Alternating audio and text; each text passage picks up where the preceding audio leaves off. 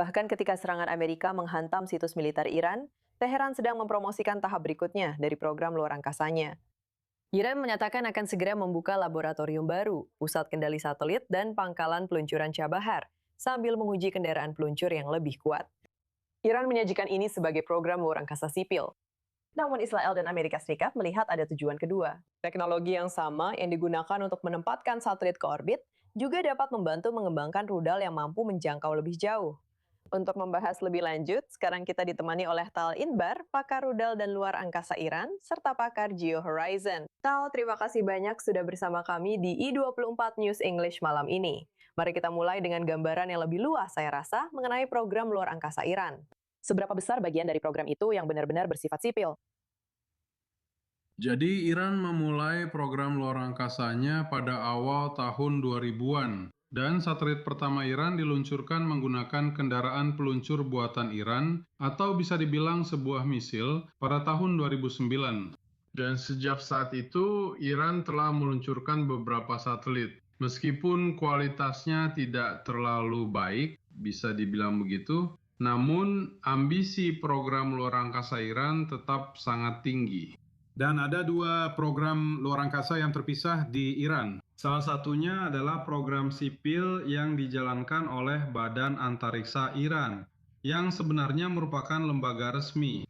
Dan yang lainnya dijalankan oleh IRGC yang tentu saja bertujuan untuk mengembangkan rudal jarak jauh dalam beberapa kasus sebagai kedok upaya Iran untuk memperluas jangkauan rudal mereka. Dan tentu saja satelit militer. Tapi apakah mereka benar-benar terpisah? Maksud saya, teknologi mana yang paling langsung bisa dialihkan dari peluncur satelit ke rudal jarak jauh? Ya, rudal tetaplah rudal. Dan dalam banyak kasus, kendaraan peluncur bisa diubah atau diarahkan ulang bukan untuk pergi ke luar angkasa, tapi untuk menghantam target jarak jauh. Dan kita semua ingat setidaknya laporan tentang setidaknya dua rudal Iran yang menuju ke Diego Garcia yang jaraknya cukup jauh dari Iran. Jadi sebenarnya Anda tidak bisa sepenuhnya memisahkan antara dua program tersebut, yaitu program rudal balistik dan peluncur untuk misi luar angkasa, terutama jika Anda merujuk pada upaya luar angkasa dari IRGC. Nah, IDF pada bulan Maret lalu memang menyerang markas besar kedirgantaraan Iran yang menangani peluncuran satelit. Apakah kita tahu sejauh mana serangan Israel atau bahkan Amerika benar-benar menunda program ini? Ya, sangat sulit untuk memastikan karena kita tidak memiliki sumber yang dapat dipercaya, kecuali Markas Pusat Riset Antariksa Iran di Teheran. Dan kita tahu apa yang terjadi di sana. Tempat itu benar-benar hancur dan media Iran juga membagikan dokumentasi dari lokasi tersebut. Namun demikian, ada laporan baru yang datang dari Inggris hari ini atau kemarin, menyebutkan seluruh daftar lokasi yang terkait dengan program luar angkasa, termasuk semua jenis dan tipe fasilitas produksi, seluruh rantai nilai dari upaya luar angkasa Iran, dan sebagainya. Jadi, jika itu benar, ya begitu. Iran saat ini, setidaknya untuk saat ini, belum memiliki kemampuan untuk mengembangkan, memproduksi, dan meluncurkan satelit. Tetapi hal ini bisa menjadi kontraproduktif karena Iran akan bergantung pada pemasok lain seperti Rusia dan Tiongkok. Dan kita mendengar beberapa bulan yang lalu bahwa Iran diam-diam membeli satelit pengintai dari Tiongkok. Jadi meskipun itu bukan buatan Iran, ini adalah jalan pintas menuju teknologi yang jauh lebih canggih. Berkaitan dengan itu, dengan Tiongkok dan Rusia, bagaimana mereka membantu Iran membangun kembali kemampuan yang telah terkena serangan? Seberapa banyak informasi yang kita miliki tentang hal ini?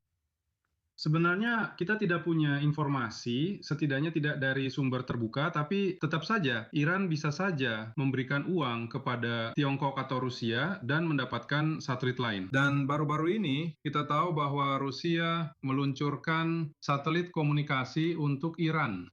Dan ini tentu saja untuk aplikasi sipil, tapi juga untuk aplikasi militer, karena Anda bisa menggunakan komunikasi satelit untuk mengarahkan UAV jarak jauh misalnya, di luar jangkauan visual.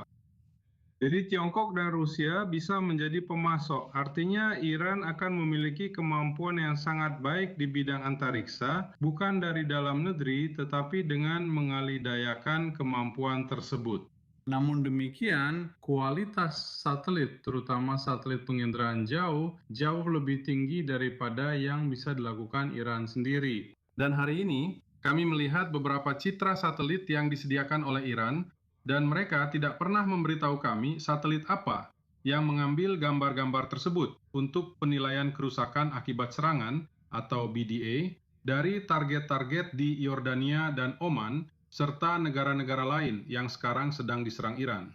Jadi kemampuan itu sudah ada hari ini, dan untuk masa mendatang, meskipun Iran mungkin tidak akan membangun satelitnya sendiri secepat yang mereka rencanakan, namun demikian, mereka akan memiliki kemampuan untuk menggunakan aset luar angkasa dari negara lain.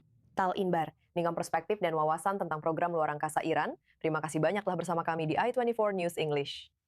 Terima kasih.